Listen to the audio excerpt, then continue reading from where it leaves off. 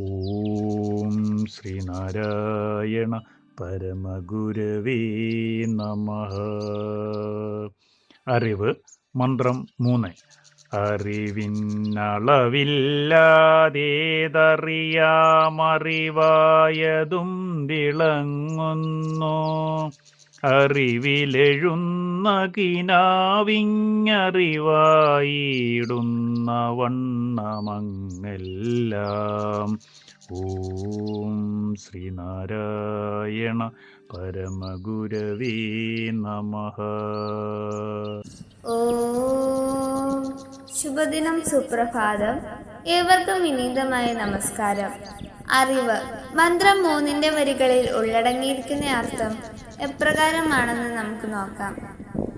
ഐന്ദ്രികവും മറ്റുമായ അറിവാകുന്ന അളവുകോലില്ലാതെ അറിയാവുന്ന ഒരറിവുണ്ട്. അതറിയുന്നവൻ സ്വയം അറിയുന്ന അറിവാണ്. അത് കേവലമായ അറിവായി തന്നെ പ്രകാശിക്കുന്നു എന്ന് നമുക്ക് അനുഭവമുണ്ട്. അറിയപ്പെടുന്ന വിഷയങ്ങളെല്ലാം വാസ്തവത്തിൽ അറിവല്ലാതെ മറ്റൊന്നുമല്ല എന്നതുപോലെ അറിയുന്ന അറിവും അറിവു തന്നെയാണെന്നർത്ഥം. സ്വപ്നത്തിൽ കാണുന്ന ദൃശ്യങ്ങൾ ബോധത്തിൽ തന്നെ രൂപം കൊള്ളുന്നവയാണ്. അവയ്ക്ക് ബോധത്തിൽ നിന്ന് വേറിട്ട ഒരു ഉണ്മയില്ല.